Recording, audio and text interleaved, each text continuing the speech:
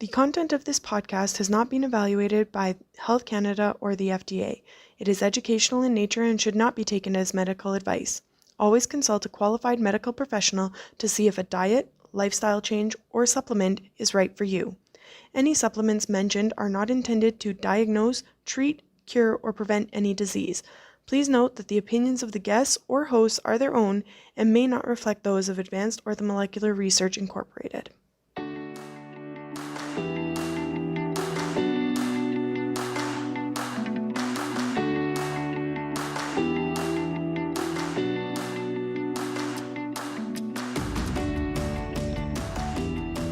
Welcome to Supplementing Health, a podcast presented by Advanced Orthomolecular Research. We are all about applying evidence-based and effective dietary, lifestyle, and natural health product strategies for your optimal health. In each episode, we will feature very engaging clinicians and experts from the world of functional and naturopathic medicine to help achieve our mission to empower people to live their best lives naturally.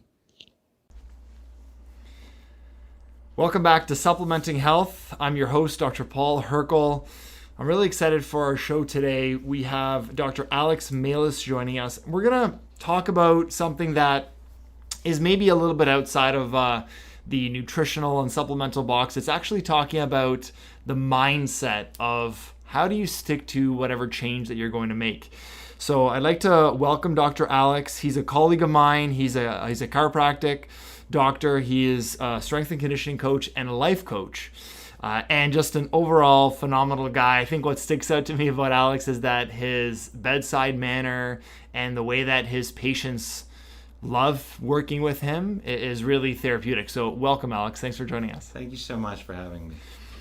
All right, so you've been an athlete your whole life. You did kinesiology at York University, and then you graduated chiropractic in 2015. But then now, as we work together at the Pain and Wellness Center, in the same clinic, I've started to appreciate that you have this passion for motivating people and mindset. So, maybe tell a little bit about your approach. I think it's unique. Okay. So thank you for having me. Now that when I first started here at the Pain and Wellness Center, first of all, we work with a very hard group of patients. Harder than your typical patients who pull their neck here and there, or let's say they're sitting at their desk too long. We work with people with a lot of pain. And many times when they have a lot of pain, that sometimes can affect the way they feel, affect their emotions. Sometimes they can become depressed, they can become anxious. So when I was working with people, or when I generally work with people, I started noticing that the techniques and the exercises and things that we would use typically with patients were not enough. And because they were not enough, there was another component, and it was really the component of mindset. The component of how do you motivate, how do you make people feel, or how do you make people come alive? How do you light them up? How do you find that thing that gets them feeling great? And so I started noticing just in my practice when I was working with people that it was a very, very important part in connecting with people in general, but finding those deep reasons why they're doing things, and then finding ways to motivate them, but finding ways to empower them to take action. And it was really, really important for me. And not only that, when you see the change in people, it's the best feeling in the world. It sure is, isn't it? And we've had a lot of patients that we've treated mutually together. And the thing that continues to be the common thread of what makes a successful person or successful outcomes in our patient care is the people that buy into the mindset of getting better. Totally. And that's why I think this show is so important, is that we really get focused in on, what's the particular technique that you use in chiropractic or in naturopathic medicine. We talk about, what's the research behind the supplement, and, all those things are not really effective if the person actually doesn't do it. Mm-hmm. And so this show is all about compliance. How do you stick with it? And, just yesterday I was having a conversation with a patient, and she was saying that, I'm having trouble remembering to take my supplements. I'm having trouble sticking to the diet that we talked about. And she has a lot of reasons to do that. She's in, a post-concussion syndrome patient. And so there's a lot of obstacles. So I want to kind of explore, why is being compliant so hard? Why is that such a hard issue for people? Whether it's, weight loss, whether it's remembering to phone a friend that they said they were going to phone every week. What do you think? I think that there's two major things that play into why people aren't so compliant. And the first is really the reasons that we choose to believe and the rituals that we put behind it. So rituals will be anything from the schedule and how we organize ourselves. But let's come back to the reasons. So when we talk about reasons, having powerful reasons as to why you're doing what you're doing is very, very important. I mean, you can see people, you can see someone, let's talk about someone, let's say, who wants to start exercising, who wants to start losing weight. If your reasons are, my wife thinks she wants me to change the way I look, or I heard it's good to be healthy, or my doctor said I have to lose a few pounds, maybe a bit lighter on your approach and maybe not that motivating. But let's say, for instance, you wanted to be able to lift up your son, or you wanted to have more energy. You wanted to be able to last throughout the day, and you found yourself being very fatigued. Or even another word, maybe your doctor said that you're pre-diabetic and you're getting close to diabetes, and you got to make some serious changes. When we have strong reasons can propel us forward. So whenever we first start and we want to make changes in our life, we have to really understand why. And not the why that other people give us, the why that we really, really feel ourselves, that really can empower us. And that can be so much different than what we're actually told. Now, when it comes to rituals are really habits that we form over time. And so when it comes to taking supplements, and like with that patient that you had, who of course has some problems to remember, and she's going through quite a bit, but if she can't personally remember, we need to start creating structure in her life.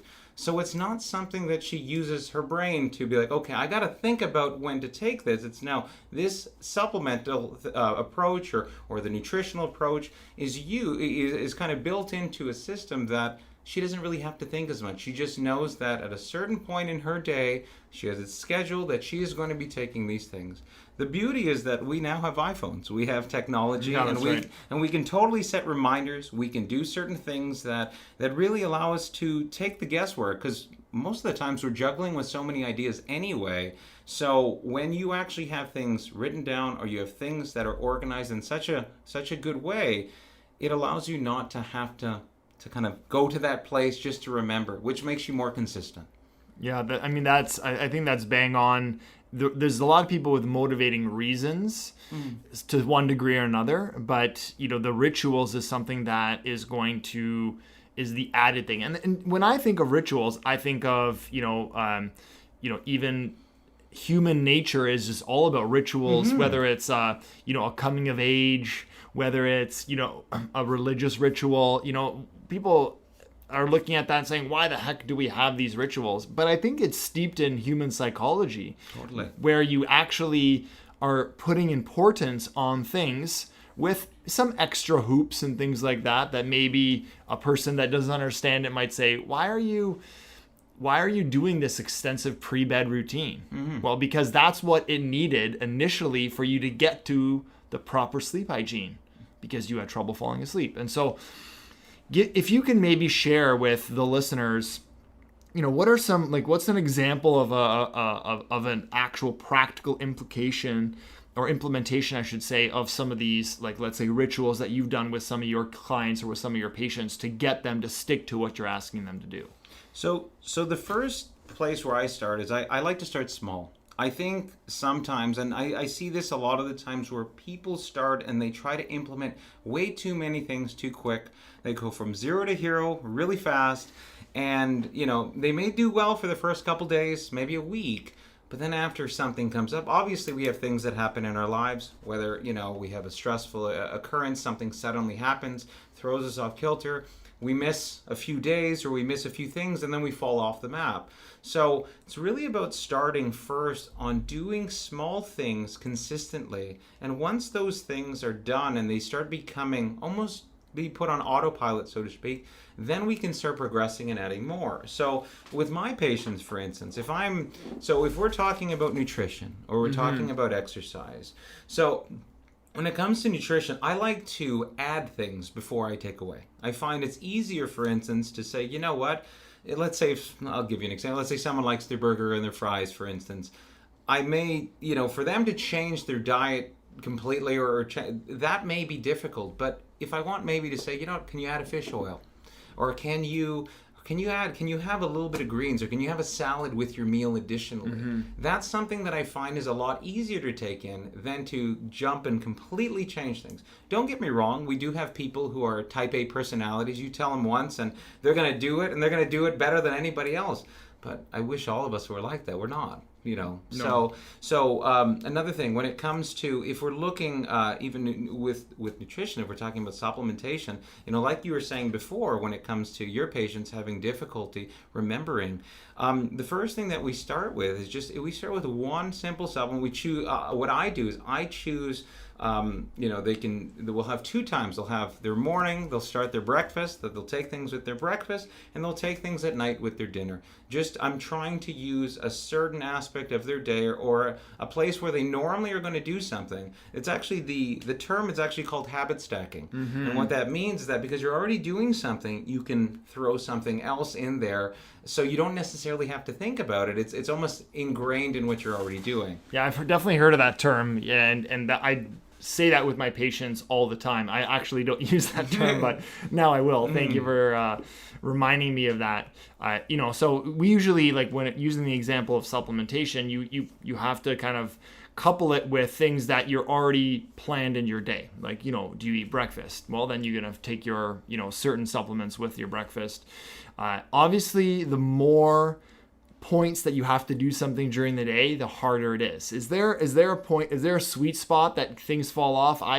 In my practice, I've seen, people are able to do fairly decently twice a day, like morning and evening, but as soon as you add that third one in at lunch, things start falling off. Do you find that after a certain point that there's this diminishing returns? Totally.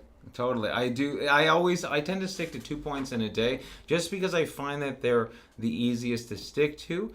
Normally when I find people start feeling better and they start noticing that there's changes that they're feeling, then I find it's easier to hook on to that third time if need be with what I'm giving them. But normally they have to see something. I find that when people start feeling the change, then they're more likely to start adding more or investing themselves more into the action. I think that's a brilliant point, and something that I've subconsciously learned right off the bat in my practice is that start in a way that if you're going to start, especially nutritionally, or you're going to start from a supplemental perspective, start with something that they're going to get some sort of appreciable benefit. So one of my favorites is using a B complex of mine that usually gets people feeling better energy without changing much in about 2 weeks. And then from there, then they're going to be like, oh, there's actually something to whatever this person's telling me. So right away that builds rapport,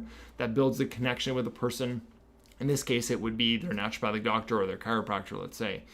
And then you can add extra things in. So if I've always heard the long stories of, I've seen many naturopathic doctors before, I've seen chiropractors, and they gave me a basket full of supplements and I spent hundreds of dollars and I didn't notice a difference. And that unfortunately does happen.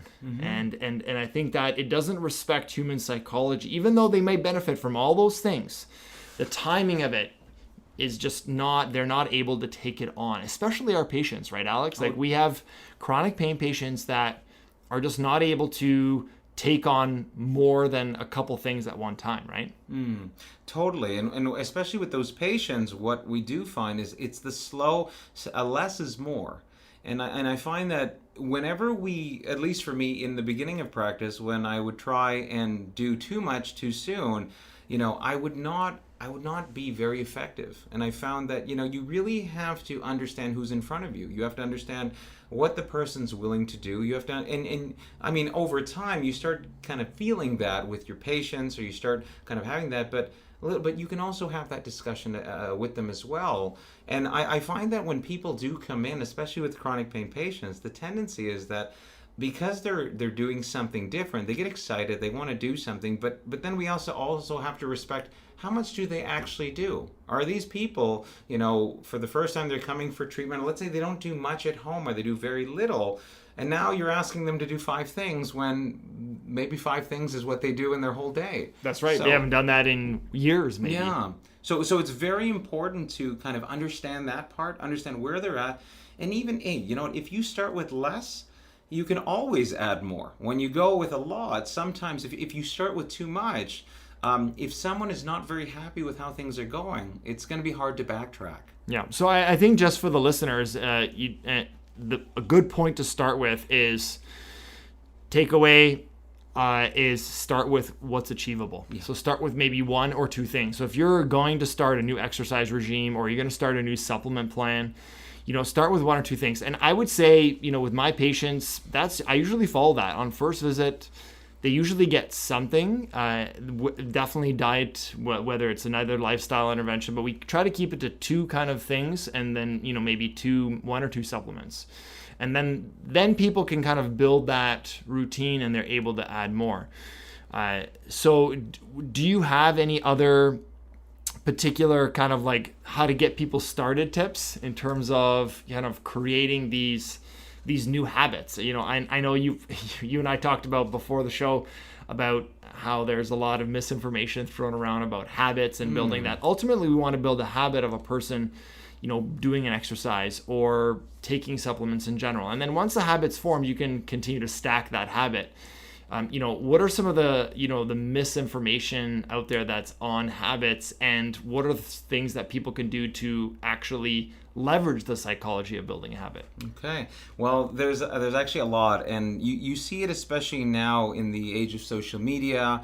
There's a lot of people who talk about these 3-week or 21-day resets or 21-day, always like a certain or 30-day plan to kind of change your health. And these aren't necessarily bad, but the thing is, if we look at habit research, one thing that we do know is that habits don't typically form in 3 weeks or 21 days.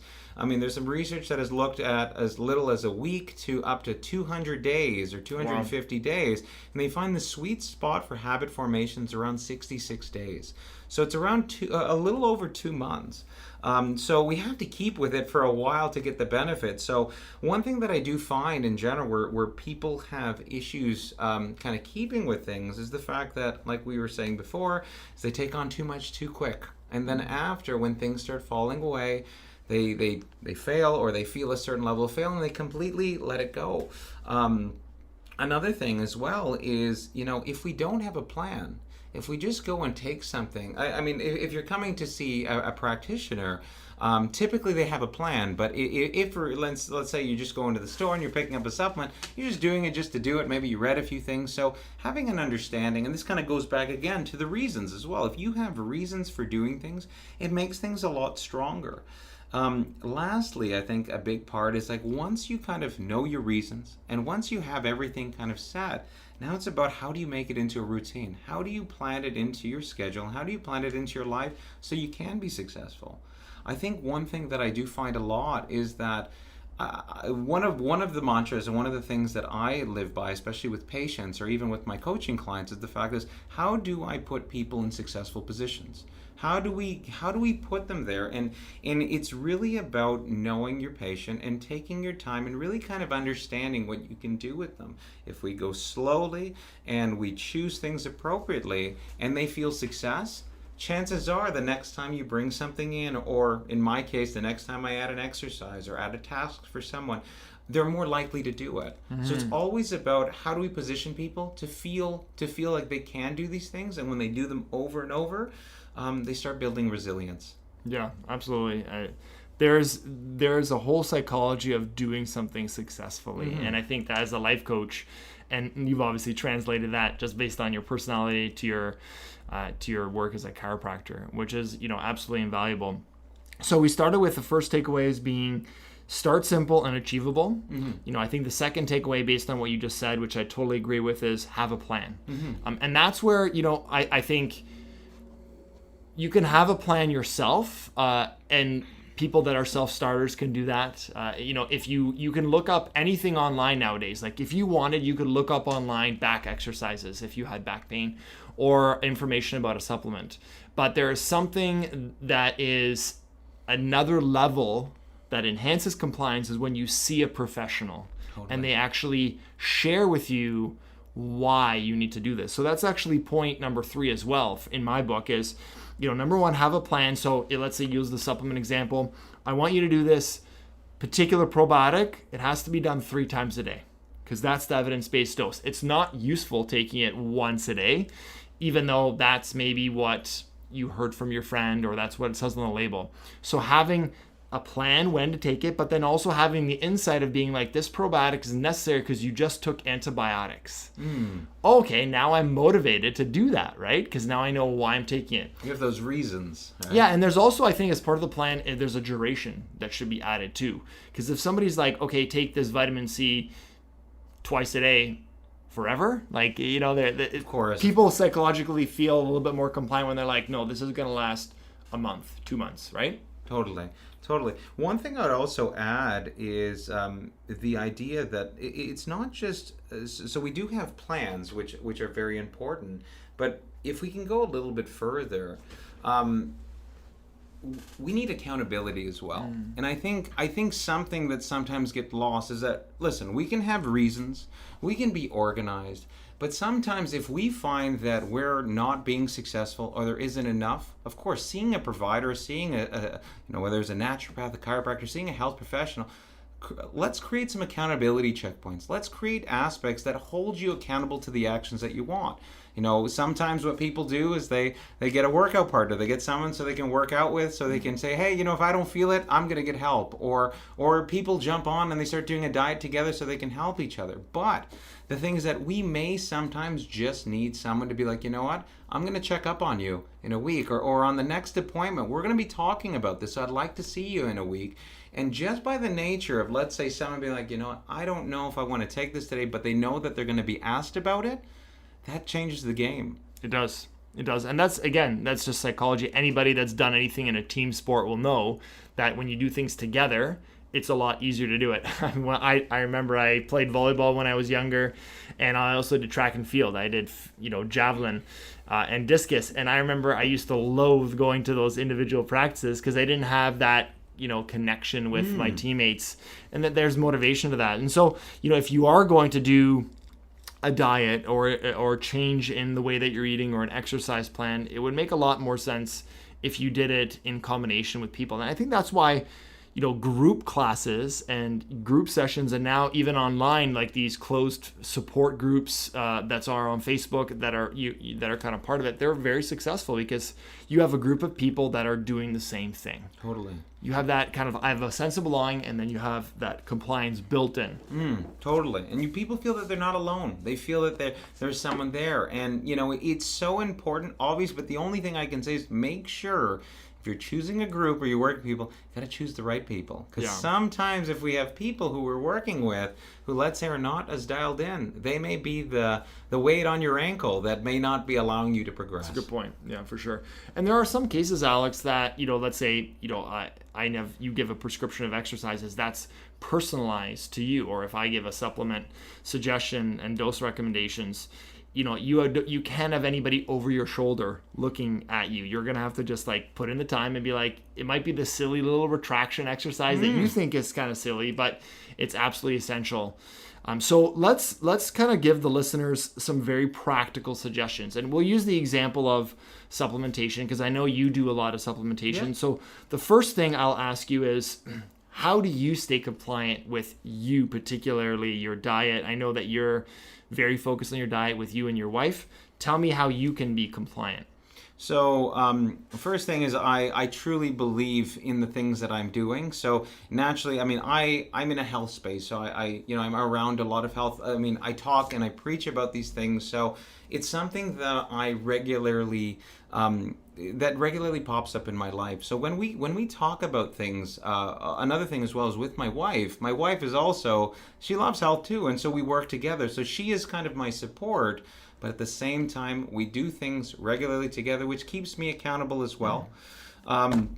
Another thing is that when it comes to staying compliant, I'm really about rituals. I am very organized. We do meal prep regularly. We do have so with our supplements, because I found I kept falling off with supplements. I try to be better. My wife's great at it, but I try to be better. What we were doing was we're using these pill containers that literally have everything set out. So if I'm taking a bunch of supplements, I will put them if I have morning and night supplements, I'll have them all together.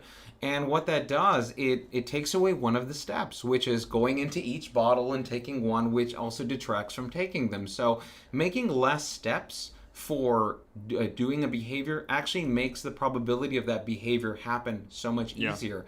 So probably I'd say, if I could put it together, it would be, having a great partner who I can work with and I can be accountable to. And obviously, just routine. Routine is so important, and start small. It wasn't. I didn't just start this way. This has been years and years of just kind of building things into autopilot. And if you think about it, when you first started driving a car, you remember the first day you were in a car, we didn't even know what the hell we were doing. And then now, sometimes you can drive, and you know what? You don't even know how you got to your destination because you know things so well. It'd be nice to gear health into that avenue. So, I think that's the ideal situation to get to the point that things are on autopilot. I know a lot of our patients struggle with getting there. That's the big thing. So if we're considering everything we talked about, you talked about some great information that, you need about 2 months to create a healthy habit. I think that your suggestion with a pill organizer is great. We often think, and I've heard this said by a lot of patients, oh, that's for my grandma, and that's something that we should be afraid of using. It's a tool, and we shouldn't kind of be just attaching the stigma on it. Like, I think it's just a sign of you being hyper organized and compliant ultimately. And so there's lots of practical organizational options. So you pick a day and you can find what works best for you, but organize your diet for the week and kind of plan it out.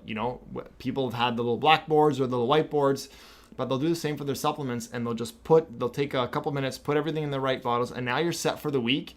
And now I'm going to be taking this in the morning, this in the evening, and there isn't fumbling around the cupboard trying to find that, or I ran out of that. It pays to be organized when it comes to your supplementation. A couple other things I wanted to mention in terms of practical consideration. So we've asked patients to take things at different times. So it's easy to habit stack. So let's talk about some supplemental habit stacks. Most people know about taking it with food. Certain things like omega-3s, I know you do a lot of omega-3 supplementation. You'll do things like magnesium, vitamin D. All the three I just mentioned can be taken with food, no problem. But what about outside of food? What if we ask a patient to take something like an amino acid that is best absorbed away from food? Any other suggestions that you'd make for habit stacking outside of meals? So it depends, because typically we like to put things that are similar together, but sometimes we can't. Sometimes, let's say we're going to work and this is the time that you got to take it because you had your breakfast and you took your other supplements. So one thing that you can do, and probably my best thing that I would suggest, is create reminders. I have this on my iPhone. I would set reminders, and I would set time frames. Like, now that we have Siri and we can speak into things, I would set a reminder at a specific time every day that I would take something. And so I don't have to think about it. Now, don't get me wrong. You're going to still have to pack that away, and you're going to still have to bring it. But let's say you're having to take this supplement at work. Take the supplement, leave it at work. Know that this is what you do at work. So I think it really comes down to organization. And sometimes what we have to realize is that I wish there was an easier way, but sometimes we just got to do what we got to do. Yeah, you're absolutely right. I think of something that's very helpful for me is putting it in places that are going to remind you to take it. Like, for example, if you're taking something away from food, and when is it you're usually away from food? Well, it might be when you're on your commute home.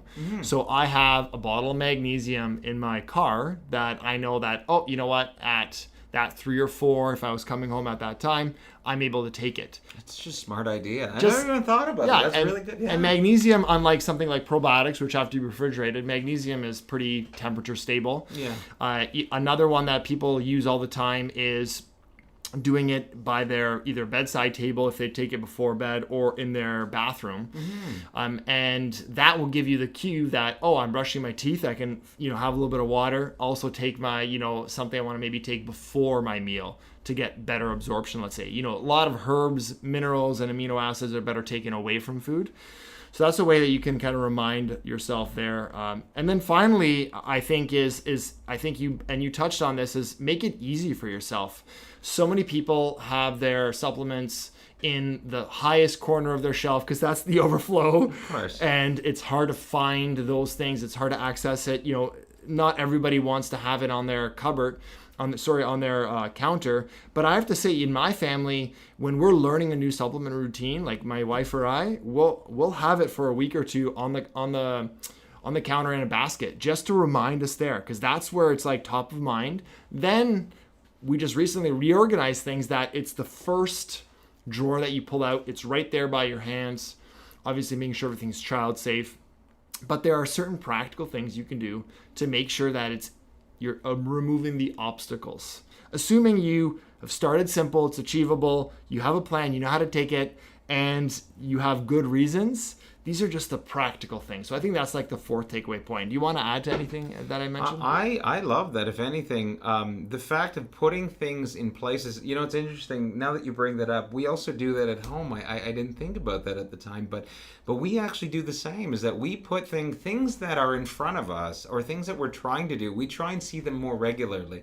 So if you have them locked up in a cabinet, or you have it somewhere, of course, and let's say you're busy, there's so many things on your mind, of course, there's a higher probability that it'll be missed. So making things easy, removing obstacles from why you're going to do something is so important, especially when you're trying to do something, especially when you're trying to take on a new habit, whether it's supplement, whether it's exercise, whatever the case. Try and make it as easy as possible so you can start and be successful. Yeah, absolutely. It's really half the battle is actually following through. You can get the best advice in the world, you can get the best therapy in the world, but ultimately you're responsible for your own health. And we have technology. Please use that. That's such a great way of getting this. I think that point of setting reminders is such a great one, Alex. We can set it at every single day at 3:00. You can set it at 6 a.m. and right after your morning alarm, you can say, take thyroid medication because I have to take it on an empty stomach. So we can use that technology for our benefit, and then just using some of the things that we talked about. Thank you so much for sharing today. This is just awesome. If people want to get to know you a little bit better and connect with you, what's the best way to do it? You can find me on Instagram. My Instagram name is Dr. Alex Mailis, all in one word. You can find me on my website, dralexmailis.com. And I do work at the Pain and Wellness Center in Vaughan. So if you go to the pwc.ca, you can find me there. You can learn more about me. And if you want to work, I'd love to work with you. Yeah, awesome. Thank you so much for joining us. This is such an appropriate topic, one that often is overlooked, but how do we stay compliant, build positive habits into getting ourselves into optimal health? Thank you so much for listening, and make sure that you guys stay tuned to our next week's show. Thanks, Dr. Alex, for joining us. Thank you so much.